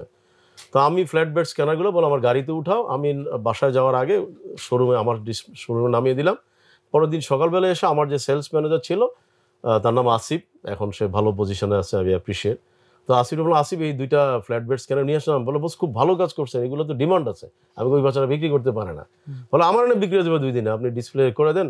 তো কত? আমি প্রাইস আমি বলতে পারবো না, আমার মনে হয় 76,000 টাউন হবে, এই টাইপে তুমি বিক্রি করো আর কি। আমি তো একটা হিন্টস পাইছি 40টা। তো আমি বললাম যে কালকে এসে বা 2 দিন পরে ঠিক করবো প্রাইসটা, কারণ আমি তো ইনভয়েসটা এখনো পাইনি। তো 2-3 দিন পরে হঠাৎ করে দেখি যে স্ক্যানারগুলো নাই। আমি বলছি আসিফ স্ক্যানারগুলো কোথায় গেল? বলে তো বিক্রি করে ফেলছি। আমি কত বিক্রি করছো? বলে আপনারা বললেন 76,000। আর আমি একটু ভয় পেয়ে গেলাম যে আলটিমেটলি আমি যেখান থেকে আনলাম ও যদি বলে আরো বেশি, তাহলে আমার লস করতে হবে। তো আমি তারে আবার বললাম যে ভাই স্ক্যানারের বিলটা কি পাঠাবেন? বলে পাঠাবো। আমি কত বিলটা এক্সাক্ট আমাকে বলবেন কত? বলো কত দিবে? 35 দিয়েন। আমি না আর একটু কমান। আমি বললাম যে সে ভুল করতেছে আর কি, তারা চেক করার জন্য।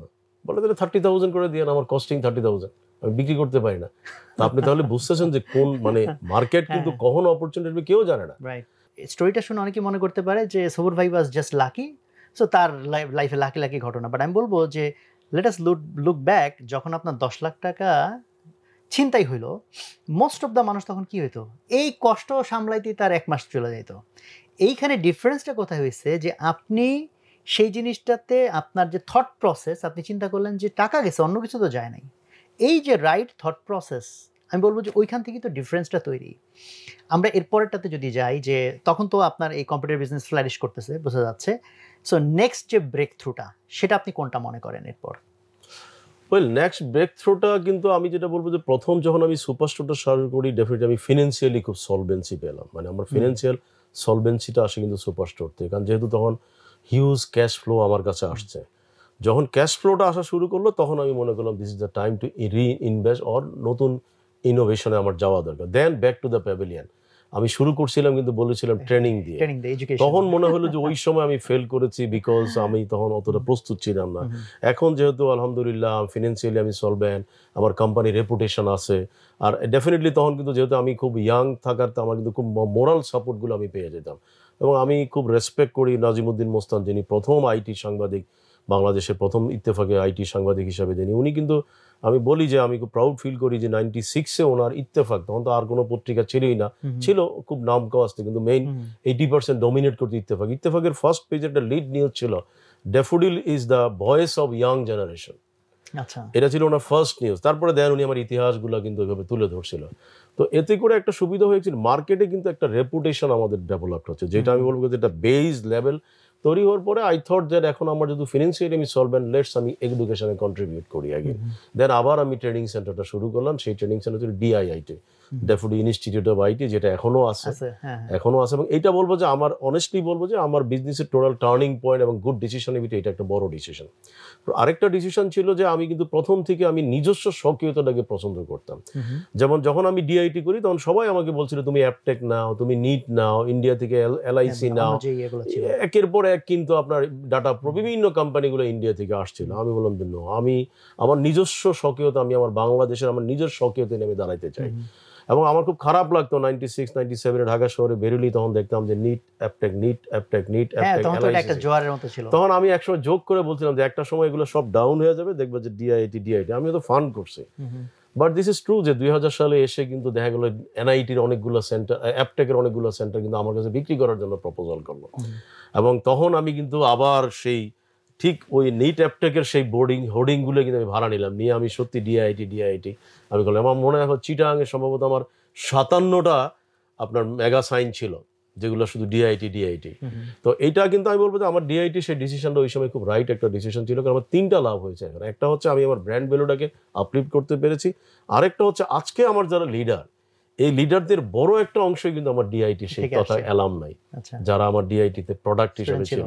আমার কিন্তু এখন আপনি এনাফ ক্লাস নিতেন না, আমি ক্লাস নিতাম না, আমি তখন ম্যানেজমেন্টই দেখতাম। কিন্তু সুবিধাটা হচ্ছে ওদের সাথে আমার কিন্তু তখন একটা মারাত্মক ভালো ইন্টারাকশন থাকার কারণে আমি বলবো যে এখন আমার টপ লিডারদের 50%ই কিন্তু হচ্ছে ডিআইটি প্রোডাক্ট, অর মোর দেন 50%। তো এটা বলবো যে এটা আরেকটা ভালো ডিসিশন ছিল যে ওই জায়গা থেকে আমি ডাইভার্সিফাইডটা করতে পারছি। কারণ ডিআইটি যখন আমি দেখলাম যে ড্যাফোডিল কম্পিউটার্সের পরে আমার ডিআইটি সাকসেসটা আসলো, এবং ডিআইটি সাকসেসটাই কিন্তু আবার ইউনিভার্সিটিতে আসলো। কারণ আমি ইউনিভার্সিটি কোনোদিনও করতাম না, আমি ড্রিম দেখিও না। আমাকে অনেকে বলে আপনি কখন, আমি কখনো ড্রিম দেখি নাই ইউনিভার্সিটি করবো। কিন্তু আমি ডিআইটি করার পরে যখন ডিআইটি সাকসেসটা আসলো তখন আমি ন্যাশনাল ইউনিভার্সিটি অ্যাফিলিয়েশন চাচ্ছিলাম 98 বা 99 এর দিকে। ন্যাশনাল ইউনিভার্সিটি অ্যাফিলিয়েশন চাওয়ার পরে তৎকালীন যে টিমটা ইন্সপেকশনে আসলো, আমার বর্তমান ভিসি ছিল ওই ইন্সপেকশন টিমের প্রধান ডক্টর লুৎফুর রহমান, উনি তখন ঢাকা বিশ্ববিদ্যালয়ের ডিন।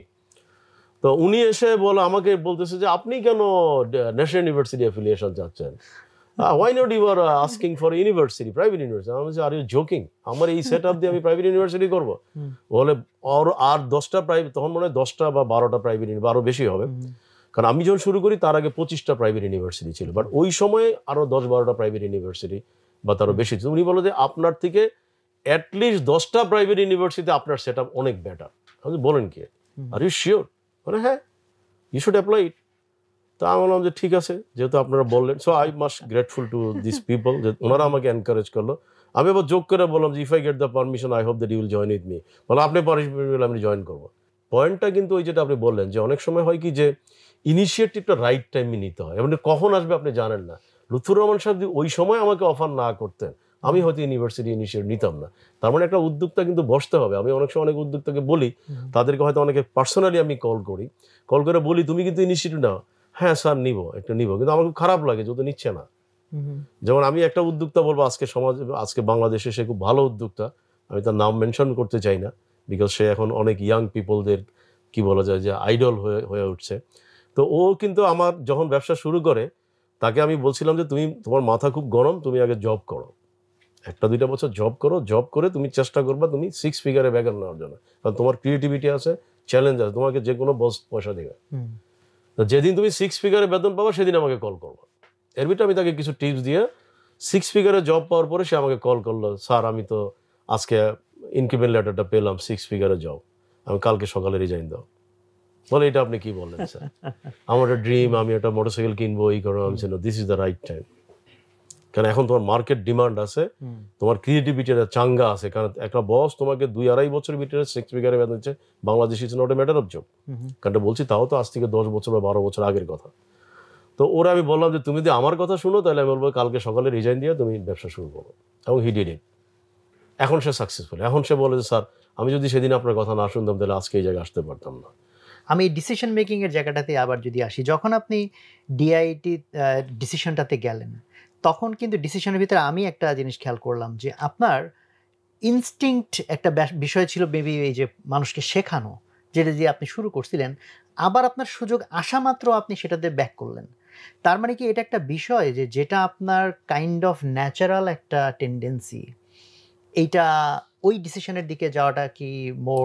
আমি বলবো যে এটা ভেরি গুড কোশ্চেন। মানে যেখানে আমার ট্রেন্ড, কনফিডেন্স এবং যেটাকে বলে আমার বিজনেসের সাথে রিলেটেড। আমি যতগুলো বিজনেস করেছি সবগুলো বিজনেস কিন্তু আমার একটার সাথে একটা রিলেটেড আছে। ওকে। এবং আমি কিন্তু এটাও বলি যে সবাই আমার সাকসেসটা দেখে, আমার কিন্তু অনেক ফেলিউর আছে। ফেলিউরগুলো কি, ফেলিউরগুলো যখন আমি ডেভিয়েট করেছি তখন কিন্তু ফেলিউরগুলো হয়েছে।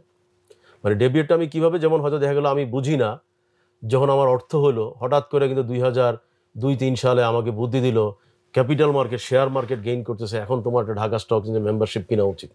কিনে ফেললাম, টাকা আছে 70 লাখ বা 80 লাখ টাকা দিয়ে একটা মেম্বারশিপ কিনে ফেললাম। কেনার পরে কিন্তু আলটিমেটলি আমি এটা বুঝি না, এটা যাদেরকে দায়িত্ব দিলাম 2 বছর 3 বছর পরে একদিন হঠাৎ করে শুনলাম যে আমার কোম্পানি নাকি মার্কেট থেকে কয়েক কোটি টাকা তুলে নিচ্ছে। আমি যদি কারা করলো, আমি তো করি না। তারপরে জানলাম যে যাদেরকে আমি চালানোর জন্য দায়িত্ব দিচ্ছি তারা এই কাজটা করছে। তখন কিন্তু আমি আমার প্রেস্টিজ, কারণ এখানে কিন্তু একটা জিনিস সবসময় প্রেস্টিজ দিয়ে সচেতন ছিলাম, আমি খবর নিয়ে জানলাম যে অলমোস্ট মার্কেট থেকে 1,30,00,000 টাকার মতো তারা মার্কেট থেকে পিক করছে। এই টাকা যদি আমি আগে 2-3 দিনে না দিই, পাবলিক হয়তো পত্রিকা হয়তো পরের দিন আমার সম্পর্কে নিউজ করে ফেলে, তারা তো জানেন আমি টাকা নিই না। তো এখন কি হলো, আমি কিন্তু ফেল করলাম। আমি তখন আমার সেই কোম্পানিটা বিক্রি করে ফেললাম। কেমন, আমার কোম্পানিটা বিক্রি করে ফেললাম। এবং বিক্রি করার পরে দেখেন, যখন আমি বিক্রি করি তার 1 বছর পরে কিন্তু সেই 1,30,00,000 টাকার কোম্পানি কিন্তু 200 কোটি টাকা হলো। বাট আমি কিন্তু আফসোস করি নাই। 200 কোটি হয়েছে। 200 কোটি টাকা ভ্যালু হলো। আপনারা জানেন যে শেয়ার মার্কেট যখন 2009 সালে পিক করলো তখন এটা 200 কোটি টাকা কিন্তু ভ্যালু চলে আসছিল। বাট আমি কিন্তু আফসোস করি না। কেন আমি আফসোস করি না? কারণ আমি তো আমার প্রেস্টিজটা রক্ষা করতে পারছি। 200 কোটি টাকা হয়তো ভ্যালু হইতো, কিন্তু আমার প্রেস্টিজ চলে গেলে তো আমি আর ব্যাক করে পারতাম না। তো এইটা দেখেন, আমার কিন্তু এখানে আমি ফেল করলাম ব্যবসাতে।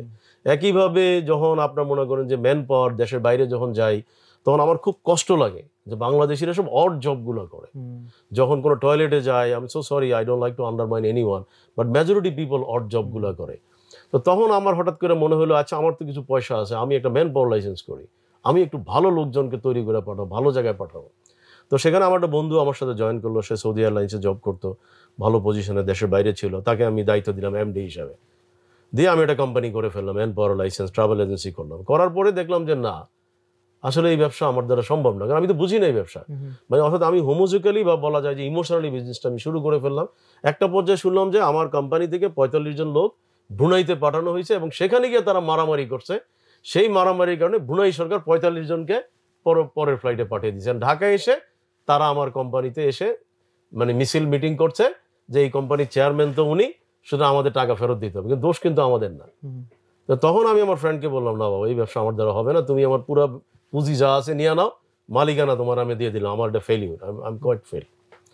তারপরে দেখেন আবার 2003 সালে বাংলাদেশ কম্পিউটার সমিতির 2001 সালে বাংলাদেশ কম্পিউটার সমিতির সভাপতি হলাম। তখন আপনি জানেন যে ফাইবার অপটিক্স নেটওয়ার্ক, ব্রডব্যান্ড, এগুলোর আসলে মনে দিস দ্য রাইট টাইম। আমি তো রাইট ডিসিশন নিচ্ছিলাম প্রত্যেকবারই, কিন্তু আমার ব্যর্থতা হলো আমি রাইট লিডার নিয়োগ করতে পারি না। দেন আমি কিন্তু একটা বিশাল কোম্পানি করে ফেললাম। তখন অনেক টাকা খরচ করে, প্রায় 4-5 কোটি টাকা তখনকার আমলে খরচ করে আমি একটা কোম্পানি করে ফেললাম, মেট্রোনেট। মেট্রোনেট, হ্যাঁ, ইটস মাই কোম্পানি, এটা আপনিও জানেন না। না, আজকে ইটস জানলাম। 100% ইজ মাই কোম্পানি। এবং আমি আমার একজন স্টাফ যিনি ছিলেন তাকে আমি খুশি হয়ে 20% দিয়ে দিলাম যে তুমি চালাও ভাই, আমি যেহেতু টেকনোলজিক্যালি বেটার না, কারণ এর আগে আমার 2টা ব্যাড এক্সপিরিয়েন্স হয়েছে, তোমাকে আমি দিয়ে দিলাম, তুমি সিও, 20% মালিকানা তোমার, নট এ সিঙ্গেল পেনি তোমার পুঁজি, তোমার মেরিটটা পুঁজি। কিন্তু ও ব্যবসাটা শুরু করার পরে আমি দেখলাম যে ও আমাকেই আন্ডারমাইন করছে, কোনো কিছু আমার সাথে শেয়ার করে না। কারণ বিকজ আমি তখন আতঙ্কে ছিলাম যে ভিওআইপি হচ্ছে, এইটা হচ্ছে, 2 দিন পরে না আমার নামে লিড নিউজ হয়ে যায় যে মেট্রোনেট ভিওআইপি করে, এইটা করে সেটা করে, এটার চেয়ারম্যানকে সবুর খান ধরো থাকে। সো আমি এভাবে কিন্তু একটু, কারণ always I was very much careful about my Prestige, আমার ব্যবসা জায়গা প্রেস্টিজটাকে তার ব্যাক করে পাবো না। কারণ যেহেতু আমার একটা প্রমাণ আছে 92-তে যে আমার টাকা গেছে, প্রেস্টিজ যায় না, আমি এবার ব্যাক করে আসতে পারছি। তো দেখুন মেট্রোনেটের মতো একটা কোম্পানি, আমি তাকে যখন ইতিমধ্যে কোম্পানি আরো বড় হয়ে গেল, ফাইবার অপটিক্স লাইন বসানোর জন্য অনুমতি পেয়ে গেল, তাকে আমি বললাম যে ভাই, তুমি আমার শেয়ারটা দিয়ে 80% ফেরত দাও, তুমি নিয়ে নাও, অথবা তুমি কিছু ইনভেস্টর নাও, আমার যা পুঁজি হয়েছে তুমি 20% লস দাও, আই ডোন্ট মাইন্ড, আমারে ফেরত দিয়ে দাও। বলে আরে শিওর। সে খুব এক্সাইটেড হয়ে গেল, কারণ বিকজ কোম্পানির ভ্যালুয়েশন অনেক বেড়ে গেছে, আই নো। আর তখন তো ভেঞ্চার ক্যাপিটাল ছিল না, তখন এই ক্যাপিটাল মার্কেটে যাওয়ার বুদ্ধি ছিল না, তখন এইভাবে ইনভেস্টর আনার এত বুদ্ধি তো তখন ছিল না, 2001 সাল 2 সালের কথা। তো দেখুন আমি কিন্তু এখানে একটা বিরাট ফেল করলাম, কারণ আমার তো অনেক ইনভেস্টমেন্ট গেল। আমি তাকে নিয়ে সেই লাস ভেগাসে যাওয়া, বিভিন্ন ইন্টারন্যাশনাল কনফারেন্সে কমিউনিকেশন ডিভাইসগুলি কিনা, তো আমি কিন্তু অলরেডি ছেড়ে দিলাম। তো এখন আমার মনে হয় it's a few thousand crore টাকা কোম্পানি। বাট আমি আফসোস করিনি এই কারণে, কারণ আজকে যদি আমি থাকতাম, কারণ কিছুদিন আগে দেখলাম মেট্রোনেটের নিজেদের ভিতরে কনফ্লিক্ট হয়ে পার্টনাররা অলরেডি প্রেস কনফারেন্স করছে, এবং আপনি জানেন যে একটা কি বলে ইন্টারনেটের ভিতরে অলরেডি একটা প্রবলেম হইলো, ম্যাটারনেটের প্রবলেমের কারণে। তো আমি তো মনে করি যে তার মানে 2003 সালে আমি যে সিদ্ধান্ত নিয়েছি I took the right decision, কারণ আজকে যদি আমি সেখানে থাকতাম তাহলে হয়তো এই নিউজ আমার নিয়ে হইতে হতো।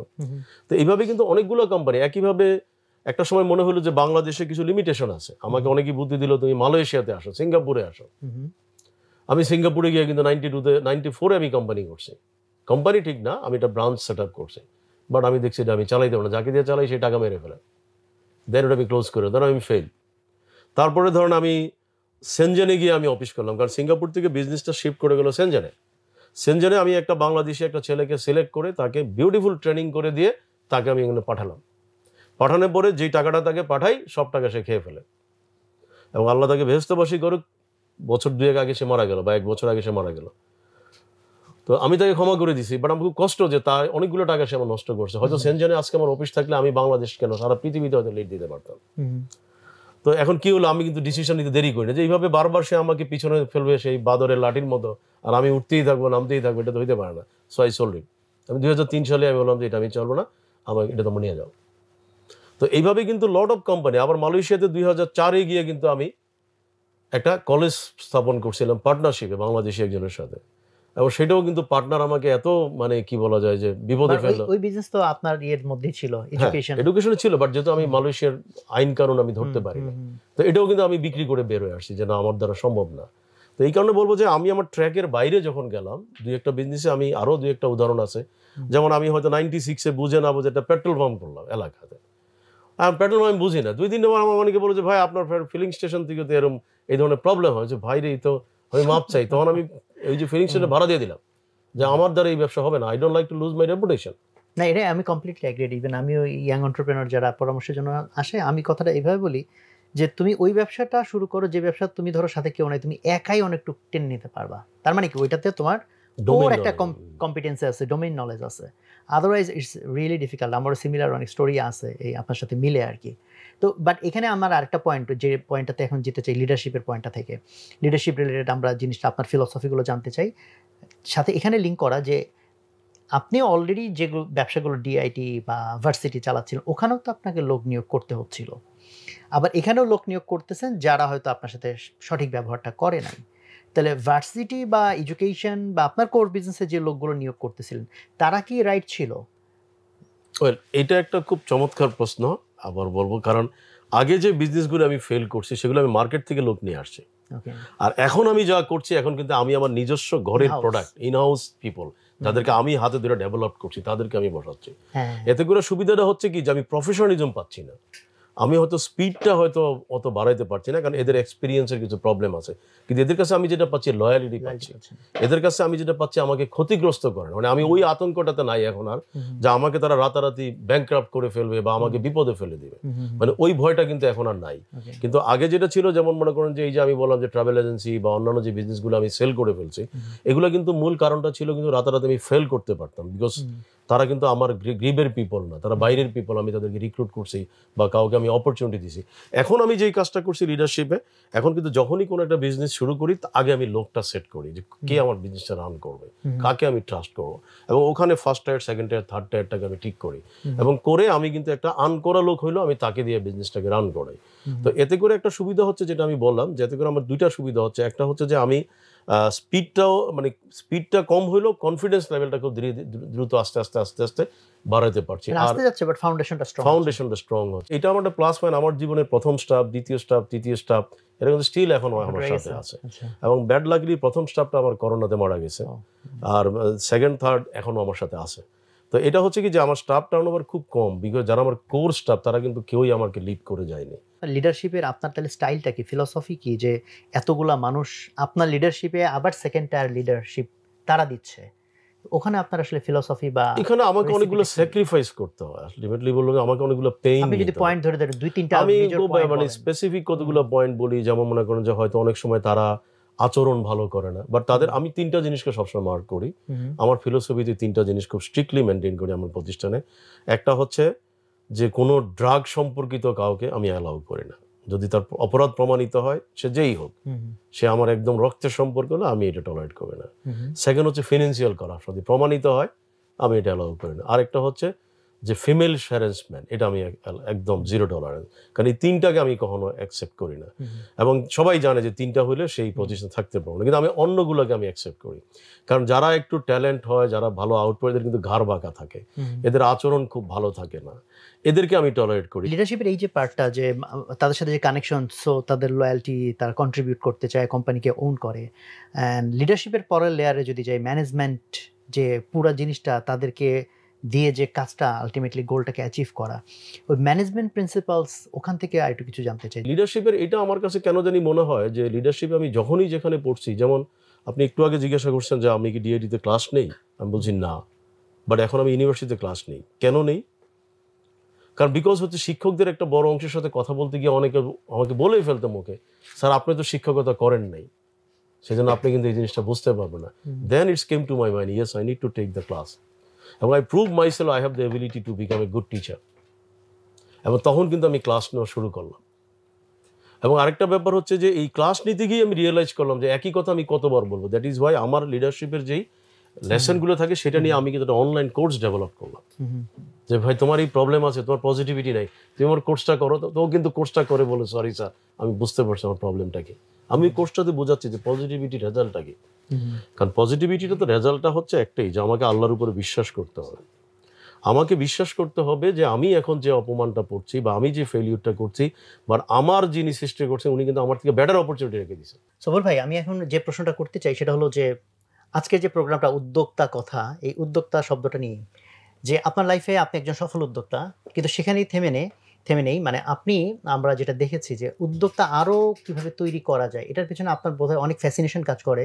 নাম্বার ওয়ান, আমি বলবো যে উদ্যোক্তাদের জন্য আপনি একটা বই লিখেছেন পর্যন্ত, আপনার ভার্সিটিতে মোস্ট প্রবাবলি বাংলাদেশে এরকম প্রথম, মেবি আমি ভুল হতে পারি, যে এন্টারপ্রেনারশিপ নিয়ে একদম ডেডিকেটেড ডিপার্টমেন্ট, তারপরে তাদের বিভিন্ন সাপোর্টিং সিস্টেম, ইনকিউবেশন এবং অলরেডি ভেঞ্চার ক্যাপিটাল ফান্ড। তো এই ফ্যাসিনেশনটা আপনার কেন, কিভাবে, এটার পিছনে আপনার থিঙ্কিং কি, এটা নিয়ে আপনার ভবিষ্যৎ পরিকল্পনা কি, এই বিষয়টা একটু জানতে চাই। প্রথম হচ্ছে যে আমি উদ্যোক্তা হিসেবে আসার পরে যেটা আমি রিয়েলাইজ করছি যে আমার মতো যদি আরো কয়েক হাজার উদ্যোক্তা বা কয়েক লক্ষ উদ্যোক্তা যদি বাংলাদেশে হতে পারে, তাহলে বাংলাদেশটা পরিবর্তন হবে। কারণ এখানে আমার কাছে যেটা মনে হচ্ছে যে রাজনৈতিকভাবে যদি আমরা চিন্তা করি, যে 1971-এর পর থেকে ধারাবাহিকভাবে কিন্তু এক পক্ষ আরেক পক্ষ দোষারোপ করেই কিন্তু এগিয়ে যাচ্ছে, কিন্তু আমরা ইকোনমিক ব্যাকবোনটা কিন্তু ডেভেলপ করছে দেখেন উদ্যোক্তারাই, মানে ব্যবসায়ীদের একটা বড় অংশে কিন্তু ডাইরেক্টলি ইনডাইরেক্টলি কিন্তু ভূমিকা রাখছে। সরকার হয়তো বলবো আমি অনেক কাজ করছি, কিন্তু সাপ্লাইটা দিচ্ছে কে, সাপোর্টটা দিচ্ছে কে, সেটাও কিন্তু ব্যবসায়ীরাই। ব্যবসায়ীদের ভিতরে আবার ক্যাটাগরি থাকতে পারে, দ্যাট ইজ ডিফারেন্ট ইস্যু। তো সেই কারণে আমার কেন জানি মনে হলো যে প্রথম থেকেই যে আমি যদি উদ্যোক্তা তৈরি করতে পারি, এবং যেই কারণে আমার ব্যবসার কিন্তু প্রারম্ভিক থেকেই কিন্তু আমি উদ্যোক্তা তৈরি করছি। দেখুন আজকে আমি কিন্তু আলহামদুলিল্লাহ আমি খুব প্রাউড ফিল করি এই কারণে যে আমি জানি বাজারে কত হাজার উদ্যোক্তা, যারা ডাইরেক্টলি ইনডাইরেক্টলি, আমি হয়তো তাদেরকে কাউকে হয়তো হালকা একটু বুদ্ধি দিয়েছে, সে কিন্তু অনেক বড় উদ্যোক্তা হয়ে গেল। কারণ এই যে আপনাকে একটু আগে যে কথাগুলো বললাম, যে আমি মনে করেন যে হয়তো ব্যবসায়িকভাবে আসার সময় আমার কিন্তু কিছু কিছু হচ্ছে যারা আমার সাথে একসময় ছিল, আমার টিমে ছিল, তাদের অনেকে অনেক বড় উদ্যোক্তা হয়েছে, মানে সামওয়ান ইজ আনবিলিভেবল আমি যেটা বলবো। দ্বিতীয় যেমনি হচ্ছে যে মানে একটা ছেলে আমারও কিন্তু অফিসে চায়ের কাজ করতো, আমি তার নাম বলতে চাই না, কিন্তু সে এখন কিন্তু এত বড় উদ্যোক্তা, আমি কখনই বলতে পারবো না সে কিন্তু শিক্ষা দীক্ষাও তার নাই। ওরা আমি খুব কষ্ট করে বলছিলাম তুমি একটি সাইনটা শিখো, কারণ তুমি তো বিপদে পড়ে যাবা। এবং থ্যাংক ইউ ভেরি মাচ যে তার শেষ সাইনটা শিখে গেছে। তো এখন ব্যাপারটা হচ্ছে কি যে এইটাতে আমার কাছে যেটা মনে হয়, কারণ এবং আমি এই ছেলেটার কথা বলবো, যতবার গাড়ি কিনে ও বারবার এসে আমাকে সালাম করে যে স্যার আমি এটা করছি, স্যার আমি এটা করছি। দেখেন গত পরশুও কিন্তু দুইজন তরুণ উদ্যোক্তা, তারা হাজব্যান্ড অ্যান্ড ওয়াইফ, তারা কিন্তু, আমি একটু অবাক হইলাম, তারা আমার মানে জাস্ট একটা হোম অফিসে এসে তারা দেখা করতে চাইলো। কেন? তখন স্যার একটা সুখবর দিব, কি স্যার আমরা একটা গাড়ি কিনতে যাচ্ছি। তো এটা আমার কাছে মনে হয় একটা বিরাট ব্যাপার, যে এই যে উদ্যোক্তাদের সাকসেসটা, উদ্যোক্তারা কিন্তু আমার কাছে যেটা মনে হয় যে একটা মানে যেটাকে আমরা বলি যে সব লোক কিন্তু লিডার হয় না, সব লোক কিন্তু চেঞ্জ মেকার না, সব লোক কিন্তু ইনোভেটিভ না। কিছু লোক সারাদিন শুধু চিন্তা করে, সারাদিন সে থিওরি দিয়ে যায়, সে কিন্তু ডুয়ার্স না, সে শুধু প্রবলেম দেখে সে সলভ করতে পারে। উদ্যোক্তা কিন্তু প্রবলেম দেখে সেটাকে সলিউশন দেয়। সো এদের সংখ্যাটা যখন সমাজে বেড়ে যাবে, তখন কিন্তু আমরা কথায় কথায় যেটা বলি যে আমরা সিঙ্গাপুর দেখতে চাই, আমরা পাশ্চাত্যের মতো উন্নতি করতে চাই, এটা কিন্তু উদ্যোক্তা শ্রেণী, উদ্যোক্তা মানসিকতা। আপনার ভবিষ্যৎ পরিকল্পনা কি? প্রথম হলো যে আমার কাছে প্রথম যেটা মনে হয় যে আমি বিশ্ববিদ্যালয় পর্যায়ে ইমপ্লিমেন্ট করার পিছনে কারণটাই হচ্ছে যাতে আস্তে আস্তে এটা গ্রামে গঞ্জে প্রত্যেকটা স্কুল কলেজে হয়। কারণ আমি একটু আগেও কিন্তু আমার উদাহরণে কিন্তু বলেছি যে আমার মা যদি ছোটকালে আমাকে ওইভাবে পজিটিভিটি, টলারেন্স এগুলো যদি না শিখে যেত, তাহলে আমি কিন্তু আজকে হয়তো বা এই লেভেলে নাও শিখতে পারতাম। কারণ এই বয়সে আসা কিন্তু শিখার নাই। তাহলে আমি কিন্তু এখনো মনে করি যেটা আমি আমার স্কুল কলেজগুলো কিন্তু এস্টাবলিশ করে আমি সেখানে প্রায় নিয়ে কাজ করছি যে ছেলেমেয়েদের প্রিলিমিনারি স্টেজে ওদের উদ্যোক্তা মানসিকতাটাকে গ্র্যাব করার চেষ্টা করুন। কারণ এই বয়সে যদি করা যায় তাহলে কিন্তু স্বাভাবিকভাবে তাদেরকে বড় উদ্যোক্তা তৈরি করা যাবে। কারণ ইউনিভার্সিটি লেভেলে আসলে আমি লক্ষ্য করছি তাদেরকে পরিবর্তন করা যায় না।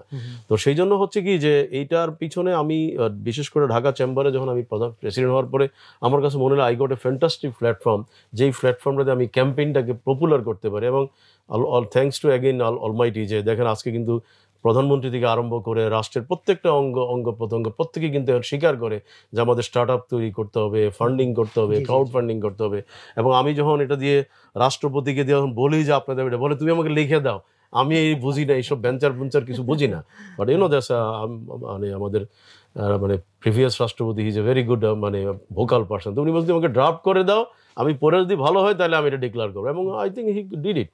তো এই কারণে এটা আমার কাছে মনে হচ্ছে যে আমি যত বেশি উদ্যোক্তা তৈরি করতে পারবো তত বেশি কিন্তু আমি এই সমাজে কন্ট্রিবিউট করতে পারবো। কারণ সমাজে হয়তো অনেকে আমাকে বলে যে আপনি রাজনীতি করলে অনেক হচ্ছে, ভাই রাজনীতি করলে আমি কন্ট্রিবিউট করতে হবে না, রাজনীতি করতে হলে আমাকে সারাদিন অনেক রকমের উল্টাপাল্টা কথা বলতে হবে। কিন্তু আমি যদি উদ্যোক্তা তৈরি করতে পারি তাহলে হচ্ছে কি তারা যে চেঞ্জটা নিয়ে আসবে সেই চেঞ্জটা কিন্তু রাষ্ট্রের উপকার হবে। কারণ আমি যদি আজকে যদি উদ্যোক্তা না হইতাম তাহলে আমি কি হইতাম? যেমন আমি হয়তো অনার্স কমপ্লিট করে বিসিএস দিয়েছিলাম, বিসিএসে কিন্তু আমার হলো, বাট আমি হয়তো ভালো ক্যাডার পাইনি বলে আমি কিন্তু পরে মাস্টার্সে দিয়ে গেলাম। আবার একটা ব্যাংকেও চেষ্টা করলাম, ব্যাংকও হলে। এখন আমি জাস্ট গত সপ্তাহে আমার এক বন্ধুকে বলছি যে আমার ক্লাসমেট, আমি দেখো তুমি আমি একই ব্যাংকে কিন্তু প্রফেশনাল অফিসারে জয়েন করতে চেয়েছিলাম, তুমি করলো, আমি ব্যবসায়ী চলে আসলাম। তো আজকে তুমি কিন্তু ওখানেই আসো, তুমি কিন্তু খুব বেশি দূর যেতে পারো নাই। তো এখন কি হচ্ছে, আমি ব্যবসায়ী হিসেবে চলে আসার কারণে আলহামদুলিল্লাহ আমি কিন্তু অনেক লোকের কর্মসংস্থান করার সুযোগ করে দিয়েছে আল্লাহ আমাকে। তো এই জন্য মনে হচ্ছে যে উদ্যোক্তাদেরকে যদি আমরা একটু প্রপার ওয়েতে আইডেন্টিফাই করতে পারি, আমি আবারও বলছি উদ্যোক্তা কিন্তু সবাই হইতে পারে না, উদ্যোক্তা হইতে পারে তারাই যারা অ্যাডাপ্টেবল মেন্টালিটি, গ্রোথ মাইন্ডসেট যাদের আছে। আমি যেমন মনে করেন যে একটা মজার ব্যাপার শেয়ার করি, এইবার নববর্ষে আমি একটা স্ট্যাটাস দিলাম এবং আমার স্ট্যাটাসটা কিন্তু আমি লোক যে একটাই লোকও বুঝতে পারে নাই, নট এ সিঙ্গেল ওয়ান। কিভাবে আমি স্ট্যাটাসটা দিলাম যে আমরা পুরাতন বছরে যা শিখেছি তা আনলার্ন করি, রিলার্ন করি, রিবোর্ট করি এবং আপস্কিল করি। কিন্তু দেখেন সবাই কিন্তু ওই happy new year, happy new year, happy new year. I thought that someone should write it down. Yes sir, আমরা একজন বা দুইজন মনে হয় পজিটিভলি বুঝতে পারছে, একদম সবাই বুঝে তা না। বাট আমার কাছে আমি এক্সপেক্ট করছিলাম অ্যাটলিস্ট একটা 10 থেকে 20 জন বা একটা 50 জন লোক আমার মেসেজটা বুঝতে পারবে।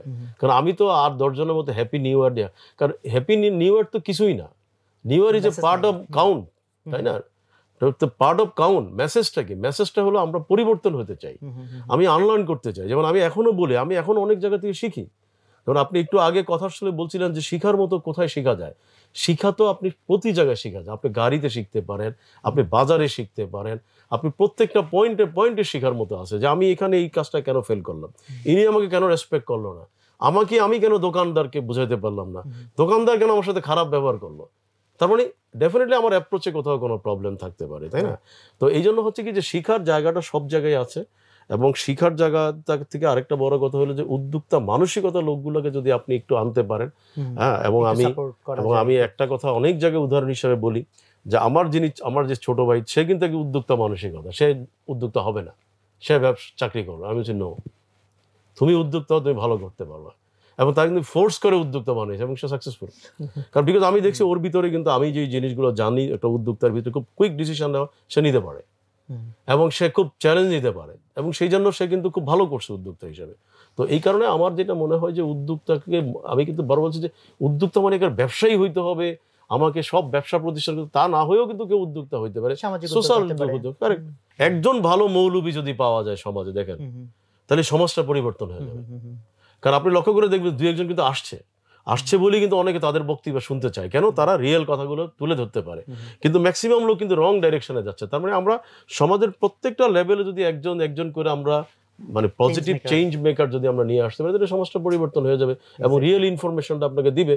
এখন আমার পবিত্র কোরআনে আমি যেমন বলি যে কোনো হুজুরের কাছ থেকে আমি আজ পর্যন্ত শুনি না, আপনি শুনছেন কিনা আমি জানি না, যে কোরআনে আল্লাহ সবচেয়ে বেশি গুরুত্ব দিয়েছে সময়কে। শুধু ওয়ালাসরা না, আপনি 3টা জায়গা 4টা জায়গা আমারই চোখে পড়ছে যে সময়কে তোমরা মূল্যায়ন করো। এবং আল্লাহ রাগ করে বলছে না, তুমি কালকে বেঁচে থাকবা তুমি কিভাবে জানলা? কাজটা আজকের কাজটা আজকেই করে ফেলো, এটাও কিন্তু সময়ের কথাই আল্লাহ বলছে, যে তুমি আজকের কালটা কালকের জন্য ফেলে রেখো না। তো যার কারণে ব্যাপারটা হচ্ছে কিন্তু এগুলো দিয়ে দেখেন আমার কিন্তু মাওলানা বা যারা আমরা বলি যারা সমাজ পরিবর্তনের জন্য কাজ করে তারা করে না। তো এই জায়গায় যদি গবেষণা করতে, আবার আল্লাহ কোরআনে বারবার কি বলছে, গবেষণা করো গবেষণা করো। তার মানে আল্লাহ কিন্তু অনেক কৌতুক করছে, আপনি খেয়াল করেন কোরআনে কিন্তু অনেক কৌতুক রেখে দিছে, বলছে যে এটা আমি তোমাদেরকে বললাম না, তোমরা একটু গবেষণা করো। কিন্তু আল্লাহ কিছু জায়গায় কিন্তু বোল্ডলি বলছে, ঠেকাও তোমার জীবন, বাঁচো দেখি দেখি ঠেকাও, পারবা না, তোমাকে যেতেই হবে। তার মানে যেখানে আল্লাহ কিন্তু প্রচন্ড স্ট্রং, সেখানে কিন্তু মেসেজ দিয়ে দিছে তুমি পারবা না। তো যেই কারণে আমি ওইটাই বারবার বলবো যে উদ্যোক্তার মানসিকতার লোকগুলোকে আমরা সবাই, আমি অনেক সময় আমি আমার শিক্ষকদেরকে সবাইকে বলি যে আপনারা রাস্তায় হয়তো লিফটে একটা উদ্যোক্তাকে পেয়ে যেতে পারেন, বলার অপেক্ষা রাখে না। আমি আমার বাসায় হোটেল এন্ড ট্যুরিজমের একটা গ্রুপকে আমার বাসার একটা ক্যাটারিং সার্ভিস আনলাম, যেই ছেলেটা সবচেয়ে ভালো বিহেভ ছিল। আমি যখন একটা রেস্টুরেন্ট বিজনেসে নামলাম, আমি বললাম যে ওই ছেলেটা কোথায়, বলে ও তো স্যার ইউরোপের একটা ভালো প্রতিষ্ঠানে জব পেয়ে গেছে। আমি তো পাবেই। বলে কিভাবে স্যার? আমি because or approach is unbelievable good. আমি দেখছি এবং আমি তাকে খুঁজে বেড়াচ্ছি, আমি তার নাম জানি না, তার স্মাইলিং ফেস, আমি বলছি যে একটা স্মাইলিং ফেস ছেলে ছিল, হ্যাঁ স্যার ওইটা ও স্মাইলিং ফেস। তো দ্যাট মিনস আপনার ভালো বিহেভও কিন্তু একটা উদ্যোক্তার বড় অস্ত্র বা বড় অপরচুনিটি। আলহামদুলিল্লাহ, আমরা খুবই এনজয় করলাম আপনার টোটাল জার্নি, টোটাল লেসনগুলা। সো আমরা লাস্ট আমাদের দর্শক যাদের মধ্যে অনেকে হয়তো উদ্যোক্তা হতে চায় অথবা উদ্যোক্তা অ্যাটিটিউড তো সবারই দরকার, তাদের জন্য ফাইনাল কোনো মেসেজ যদি আপনার থাকে। ওয়েল, আমার ফাইনাল মেসেজটা হচ্ছে যারা উদ্যোক্তা হতে চায় তাদেরকে একটু নিজেদেরকে শর্ট অ্যানালাইসিস করতে হবে। আমার প্রত্যেকটা মানুষের কিছু স্ট্রংনেস থাকে, প্রত্যেকটা মানুষের কিছু উইকনেস থাকে, প্রত্যেকটা মানুষের কিছু অপরচুনিটি থাকে, কিছু থ্রেট থাকে। থ্রেটটা হলো কি, আমি খুব রেগে যাই, আমি বিশ্বাস করি না, আমি আলটিমেটলি পকেটে 100 টাকা রাখলে একটু পর আমি দেখি টাকাটা আছে কিনা, তার মানে আমি রিস্ক নিতে পারি না। এই অ্যানালাইসিসগুলো নিজের করা উচিত। আমি কথা বলার সময় কতটুকু কথা অন্যের শুনতে পারি এটা কিন্তু যাচাই করা উচিত। কারণ আমি যদি শুধু নিজেই কথা বলি এবং আমি যদি মনে করি I M a very good approach talker বা ভালো স্পিচ দিতে পারি, এটা কিন্তু সবাইকে আমার স্পিচ শুনছে। মানে এই জিনিসগুলো কিন্তু আমাদেরকে নিজেদেরকে ইভ্যালুয়েট করতে হবে। ইভ্যালুয়েট করার পরে যদি মনে হয় যে না আমি অ্যাকসেপ্টেবল, এবং অ্যাকসেপ্টেবলটা কিন্তু ঘর থেকেই হয়। আমার ভাই বোন আমাকে বিশ্বাস করে না, how can I like to become a entrepreneur? যেখানে ভাই বোন আমাকে বিশ্বাস করে না, বাবা মা আমার প্রতি কনফিডেন্স নাই, how can you think yourself that you can become a entrepreneur? এটা আমি মনে করি না। Something wrong. এটা নিজেকে বুঝতে হবে যে আমার বাবা মা আমাকে ট্রাস্ট করে, আমার ভাই বোন আমাকে ট্রাস্ট করে, তারা আমাকে কনফিডেন্স নিচ্ছে, আমার ফ্যামিলি আমাকে ভ্যালু দিচ্ছে, তাহলে বুঝতে হবে যে no, I have a confidence internally and my familial values. আমার বন্ধুরা আমাকে ট্রাস্ট করে, তার মানে ডেফিনেটলি, বন্ধুরা বলে ও ওদের হবে না। তো এই জিনিসগুলো কিন্তু আমরা ঘরে বন্ধু বান্ধব চলার পথে আমরা আইডেন্টিফাই করতে হবে। আমি রাস্তায় একটা লোক খারাপ ব্যবহার করে আমি খেপে গেলাম, কিন্তু রাস্তায় যেই লোকটা খারাপ ব্যবহার করে এই লোকটা কিন্তু আমার বন্ধু হতে পারে, এই লোকটা আমার ব্যবসায়িক জীবন পরিবর্তন করতে পারে, এই লোকটা আজকে আমার সাথে খারাপ ব্যবহার করছে, এই লোকটাই হয়তো আমার ফান্ডিং অপরচুনিটি দিতে পারে, এই লোকটাই হয়তো কালকে এসে আমার বিজনেস প্রতিষ্ঠানের সমস্ত অর্থায়ন করে বলতে পারে যে আমি তোমার পাশে আছি। সৌর ভাই, আমরা তো আলোচনার প্রায় শেষের দিকে আছি, তো আমি দুইটা কুইক কোয়েশ্চেন করতে চাই। নাম্বার ওয়ান হচ্ছে, অনেকগুলো প্রশ্ন করলাম আমি, বাট মনে হলো যে আপনি তো জীবনে অনেক ইন্টারভিউ দিয়েছেন, অনেক প্রশ্ন ফেস করছেন, এমন কোনো প্রশ্ন কি আপনি মনে মনে আশা করেন যে কেউ করুক বাট এই জীবন কেউ করে নাই, এরকম কোনো প্রশ্ন কি আছে? ওয়েল, এটা আমার মাঝে মধ্যে মনে হয় যে ট্যাক্স নিয়ে কিন্তু কেউ কোশ্চেন করে না।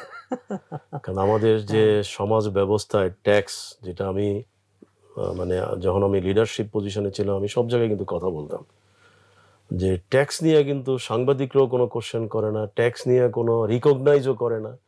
যেমন কারা ট্যাক্স দিচ্ছে, কারা সমাজে কন্ট্রিবিউট করছে, এটা কিন্তু আমি প্রায়ই ফিল করি যে এটা কেন না।